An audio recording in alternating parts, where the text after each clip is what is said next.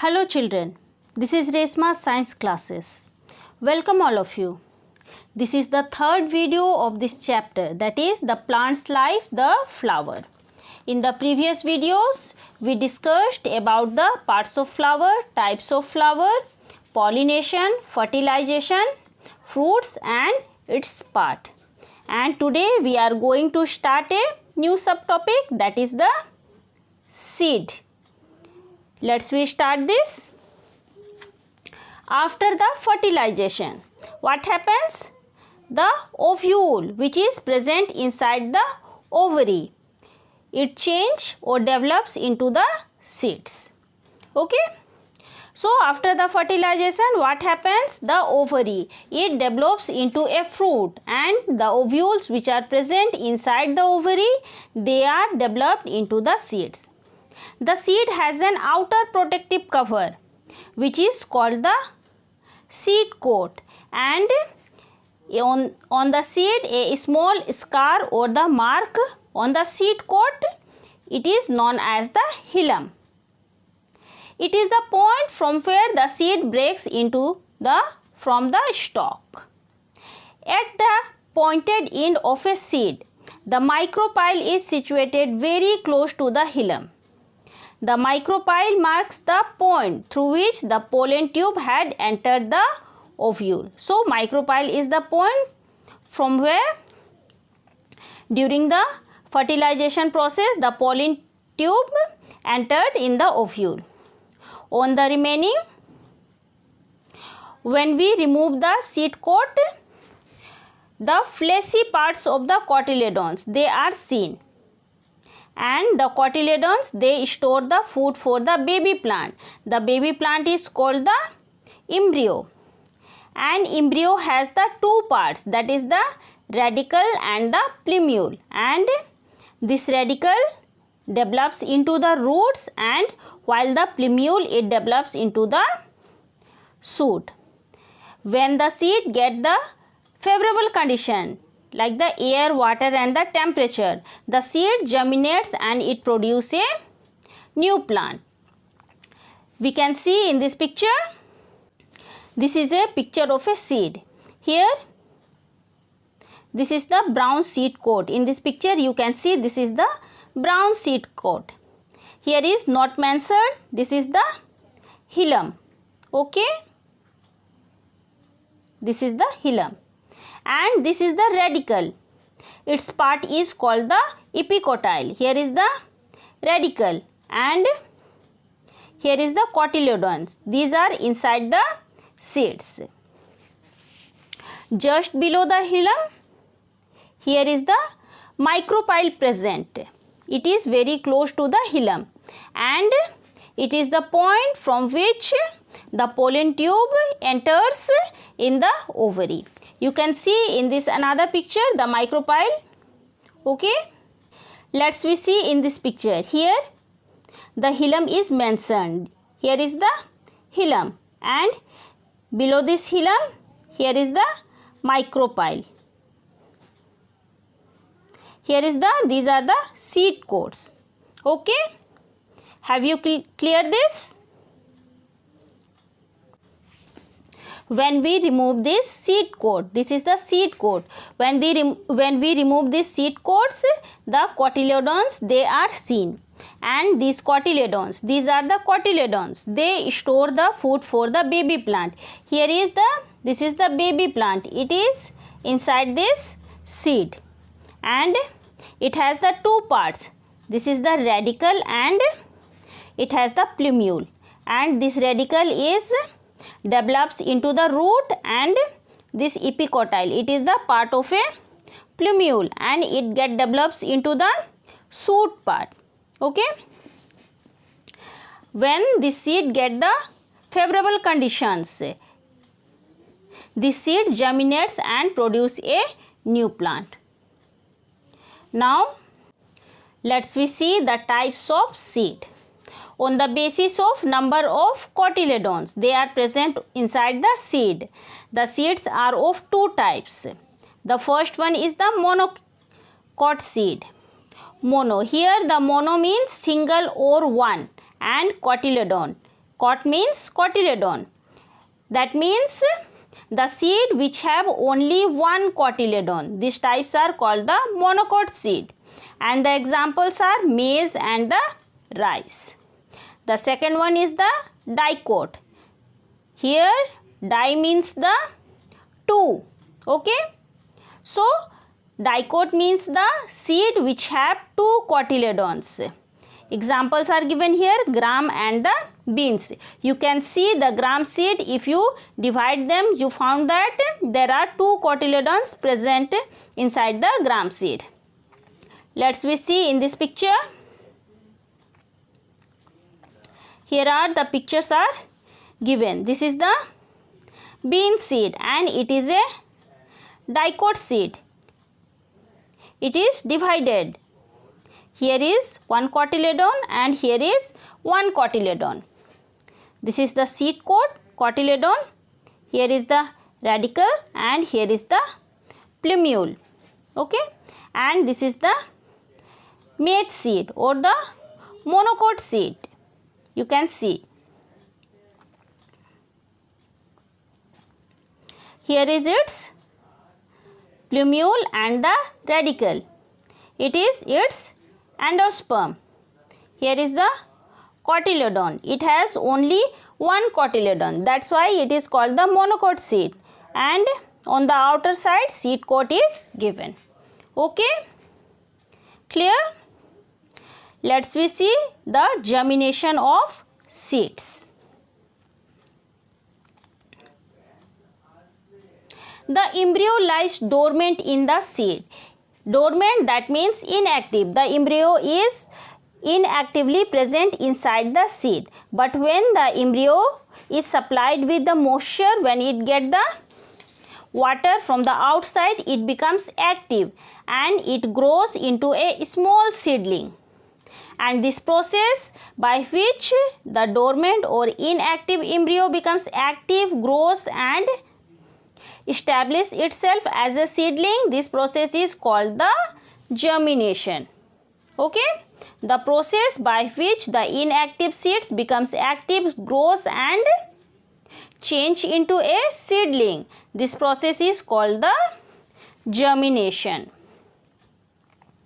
Let's we see the conditions which are necessary for the germination of seeds.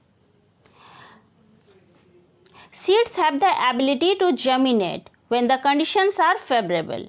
Okay, these conditions are the water, air and the suitable temperature. If the seed get these conditions in a sufficient amount, then the seed can germinate. Let's we see the first condition, that is the water. For the germination of seeds, water is one of the most important factor due to the following reasons. Here are some reasons are given. It softens the seed coat due to which the seed burst open. When the seed receives water, then it softens. That means the water softens the seed coat by which the seed burst its seed coat. Okay. The seed burst its seed coat and the radicle it elongates and grows into the primary root. The plumule comes out and grows upward to form the shoot. Okay, so the water plays a main role because it softens the seed coat, and by this process the seed bursts open and radicals elongate and grow to form the primary root and the plumule. Okay, the next is the in the dormant seed, food material is stored in the concentrated form. Here you know that inside the seed there are cotyledon present, and these cotyledons they store the food for the baby plant or the embryo. Okay, but these foods are stored in the concentrated form, and this water dissolves the concentrated food into the soluble form, which is used by the growing embryo. Okay. Water also activates the enzymes the chemicals that accelerate the absorption of the soluble food by the growing embryo. So the water, it dissolves the concentrated food into the soluble form, and which is taken by the growing embryo. And water also activates the enzymes, due to which the embryo absorbs the soluble food. Okay. Now the next condition, that is the air. Like the other organism, a plant also respires. Okay, because the plant is also a living thing. So it also respires. It takes air from the atmosphere. Due to this, the seed gets energy. Okay. Seed requires energy for their proper growth, and this energy comes from the respiration of seeds. So for the respiration of seeds, air is necessary condition. Now the next condition is, that is the temperature. Seed requires an optimum temperature to grow properly. The favorable temperature for the germination of most the seeds, that is the 35 degrees centigrade to 40 degrees centigrade, and below the 0 degree and above the 40 degrees centigrade, seeds fail to germinate. If the temperature is very low or very high, seed cannot germinate. It requires a favorable temperature, that is the 35 degrees centigrade to 40 degree centigrade. This is shown in this experiment. Here in this picture, you can see there are 3 bean seeds. This is one, this is second, this is third. 3 bean seeds, they are tied on a glass slide with the help of a cotton thread, and they are dipped into a half-filled beaker. Here is the half-filled beaker. Okay. And this beaker is kept in a warm place for a week. Now after a week, what happens? Only the middle seed, it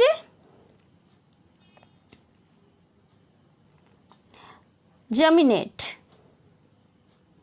Here is the middle seed. It only germinates because it gets the sufficient amount of heat, air and water. Okay, this seed gets the sufficient amount of heat, air and water. But the upper seed, here you can see, this is the upper seed. It only gets the air and the heat, but it not get the water, so it cannot germinate. Now the lower seed, it is totally deep in the water, so it get only water, not the air and the heat from the surrounding, and it also not germinate. This experiment proved that the germination of seed, it requires the sufficient amount of heat, air and water. Okay, all are necessary for the germination of seeds. Let's see the type of germination. A seed can be germinated by the 2 types. The first is epigeal germination and the hypogeal germination. Let's see the epigeal germination. In the dicot seeds, the cotyledons, they are thick and they store the nutrients. During this epigeal germination, the cotyledons, they emerge above the ground during the germination and then transport the stored nutrients to the developing seedlings. This type of germination is known as the epigeal germination. These are shown in the bean, cotton, papaya, castor seeds. Okay, let's be understood clearly by this picture.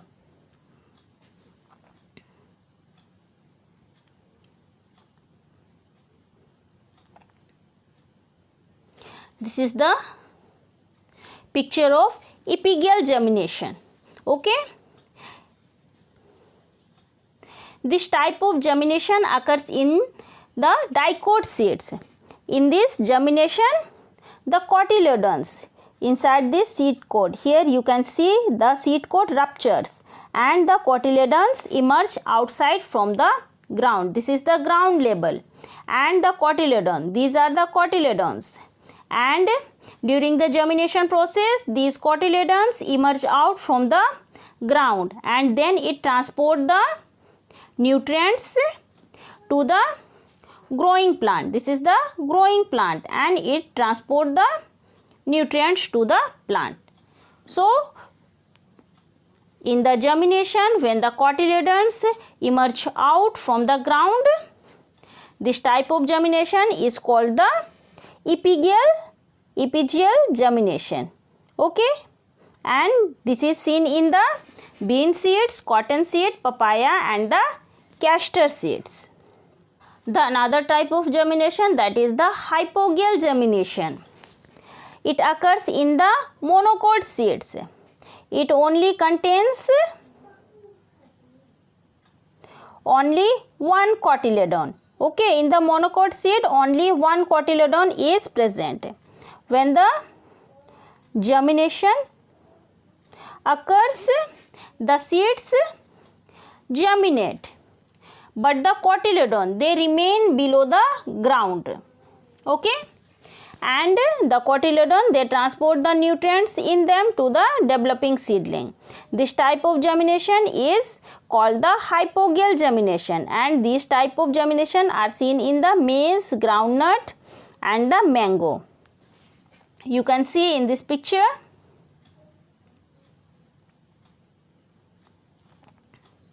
Here is the picture of hypogeal germination. In this germination, there is only one cotyledon. This is the maize seed, and when this seed germinates, the cotyledons, they are remains below the ground. Okay, they do not emerge out from the ground. They remains below the ground, and from here they transport the nutrients to the growing plant. Okay, so in the epigeal germination, the cotyledons, they are emerge out from the ground, but in the hypogeal germination, the cotyledons, they are remain below the ground. This is the difference between this germination. And the epigeal germination, this occurs in the dicot seeds, and the hypogeal germination, it occurs in the monocot seeds. Clear? I hope you have cleared this. So here the chapter is finished. I hope you understood very easily this chapter. If you like my videos, please like, share and subscribe, and also comment for the videos. If you want to watch the previous videos of this chapter, you can find the link in the description box. So till then, thank you. Have a nice day.